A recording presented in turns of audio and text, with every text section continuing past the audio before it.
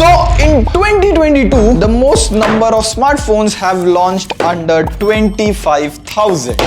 And the most common question is, which is the best camera under 25,000? So we went out and took one of the best and different smartphone brands under 25,000 to test the camera. Like Realme 9 Pro Plus, Xiaomi 11i, Vivo V23e and OnePlus Nord CE2. And we took some 500 plus photos over 3 days to pick the best smartphone camera for you. And normally I've seen camera comparison of 4 smartphones is very confusing, but we'll make it very simple. Just watch it till the end. And for people who are here for specs, here it goes. You can pause and read it. First of all, just to put it straight, all of them take a lot of eye-pleasing photos. The colors aren't close to natural. Like Vivo V23e takes a bit of boosted and saturated photos and not just the flower color. If you zoom in and look at the pollens, they are also more vibrant on Vivo V23e, which a lot of people like. And the most natural in all the 4 smartphone camera is the Xiaomi 11i. So that's the baseline. Vivo mostly has the most saturated and vibrant look, whereas Xiaomi 11i is more close to natural.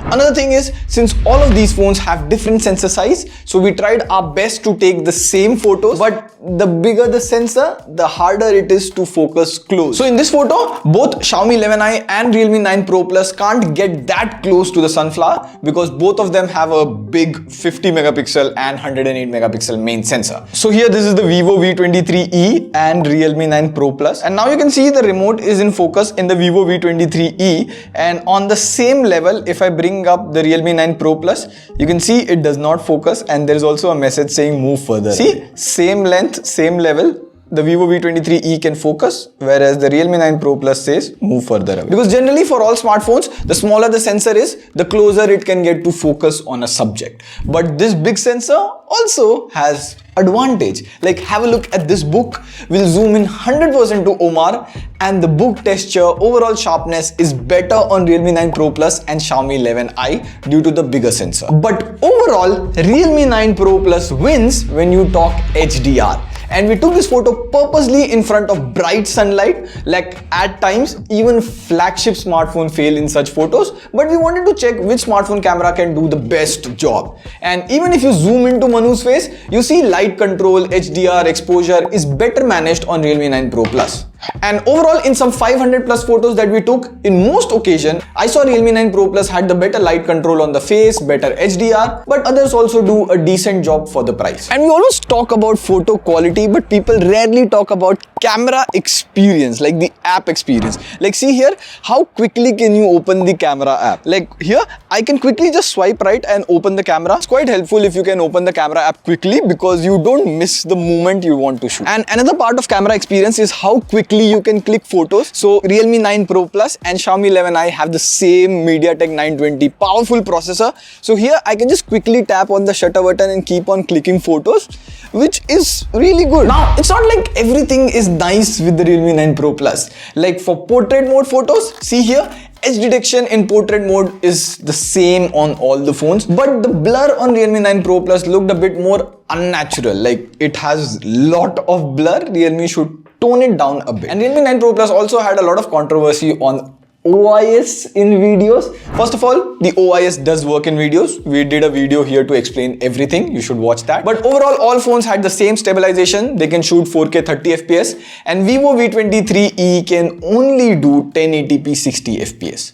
Rest, all 4 smartphones have a 8 megapixel ultra wide angle camera, and I would say it's kind of decent. In good sunlight, the photos are good. If you go indoors, the photos are soft, not a lot of detail. Now, for a better wide angle camera, you have to spend a bit more, around 30-35,000. There, you will get a 12 megapixel camera instead of 8 megapixel, which is sharper and better. And of course, you get a 2 megapixel macro camera on all the 4 phones.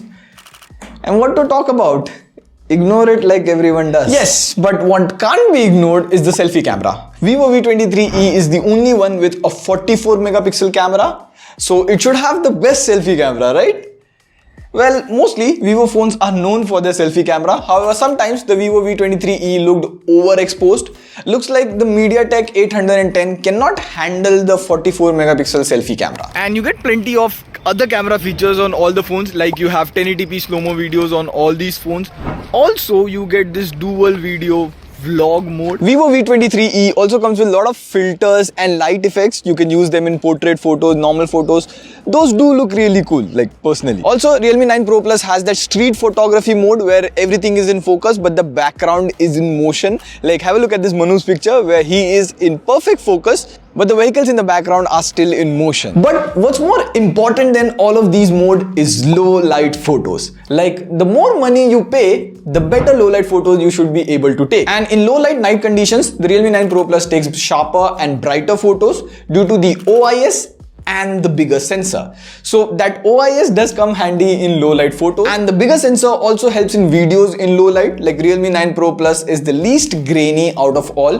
Xiaomi 11i also does a good job in low light videos, but overall Realme 9 Pro Plus has better light control, less noisy, less grain compared to all the other three cameras. So in this video, Realme 9 Pro Plus turns out as the better camera phone. And we didn't just unbox this phone and just told you that. We tested it all the way.